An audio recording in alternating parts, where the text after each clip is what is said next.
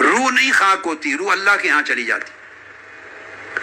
تقویٰ کا معنی یہ ہے کہ اللہ رب العزت چاہتا ہے میرے بندے، جب میں نے تجھے دنیا میں بھیجا تو نفخت فیہ من روحی، میں نے اپنی طرف سے روح دی تھی، تمہارے اندر روح پھونکی تھی، میں نے تمہیں روح دی۔ تقویٰ یہ ہے کہ جس حال میں میں نے تمہیں روح دی اسے حال میں مجھے واپس لوٹا، جس حال میں میں نے تمہیں دی تھی اسی حال میں واپس لوٹا، اسے کرپٹ کر کے نہ لوٹا، داغدار کر کے نہ لوٹا، تاریک کر کے نہ لوٹا، خراب کر کے نہ لوٹا۔ جس طرح روشن، منور، مزین، پاکیزہ، طاقتور میرا ذکر کرتی، چمکتی دمکتی روح میں نے تیرے اندر ڈالی تھی، میرا سامان یعنی میری روح جو تجھے دی، مجھے جب تو لوٹائے تو اسی حال میں لوٹا جس حال میں نے تجھے دی تھی۔ جو بندہ اس روح کے اس حال کو اسی طرح برقرار رکھے جس حال میں اللہ سے لی تھی اسی حال میں پلٹائے، یہ روح تقویٰ ہے، یہ تقویٰ ہے۔ اب اس کی مثال دیتا ہوں۔ آپ ٹیکسی لے آتے ہیں، کار لے آتے ہیں کسی دکان سے کرائے پر، تو جس سے لاتے ہیں قاعدہ کلیہ ہے کہ نہیں کہ اسی حال میں واپس لوٹائیں؟ بولیں۔ حتیٰ کہ اگر اس نے ڈیزل اور پیٹرول ڈالا ہوا تھا ٹینکی میں تو جتنا ڈیزل اور پیٹرول لے کے آئے تھے اور اگر خرچ ہو جائے تو اپنی طرف سے ڈال کے اتنا ڈیزل یا اتنا پیٹرول پورا کر کے کار لوٹاتے ہیں۔ ایسا ہوتا ہے یا نہیں؟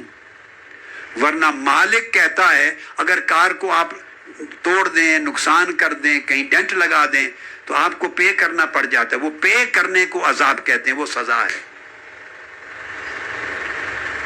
مالک سے جو چیز آپ استعمال کے لیے لاتے ہیں قاعدہ ہے کہ وہ چیز واپس اسی حالت میں لوٹاتے ہیں، اگر خراب ہو گئی تو اس پر سزا ہوتی، جرمانہ ہوتا ہے۔ اس طرح بندے اللہ نے آپ کو عقل دی پاکیزہ جوہر کے طور پر، اور اگر وہ کرپٹ کر دی، آپ نے خواہش کر دی، منفی کر دی، اس کو مکار بنا دیا، عیار بنا دیا، اس کو بے ایمان بنا دیا، کرپٹ کر دیا، اللہ قبول نہیں کرے گا۔ فرمایا میں نے یہ عقل تو نہیں دی تھی، مجھے اس حال میں پاکیزہ عقل لوٹا، جس حال میں پاکیزہ روح دی تھی اسی حال میں لوٹا، جس حال میں نفس دیا تھا اسی حال میں لوٹا، جیسا دل دیا تھا اسی طرح روشن دل واپس لوٹا۔ لہذا جس بندے کو یہ فکر رہے کہ مجھے اللہ نے یہ امانتیں دی ہیں، میں تو کرایہ دار ہوں، میں تو استعمال کر رہا ہوں، اللہ نے استعمال کے لیے دی ہیں، مالک نہیں بنایا۔ اگر ہم مالک ہوتے تو جیسے چاہتے مس یوز کرتے، کوئی پوچھنے والا نہیں تھا، مگر ہم تو کسی شے کے مالک ہی نہیں ہیں، ہمیں تو امانت دی ہے استعمال کرنے کے لیے، مالک تو مولا ہے، جس نے دیا اسی کو جانا۔ یہ معنی ہے اس جملہ قرآنی کا انا للہ و انا الیہ راجعون، اس کا یہ معنی ہے۔ ہم اس جملے کو استعمال کرتے ہیں صرف موت پر، صرف موت پر، کہ ہم اللہ کی طرف سے آئے، اللہ کے لیے تھے اور اللہ ہی کی طرف پلٹ کے جانا ہے۔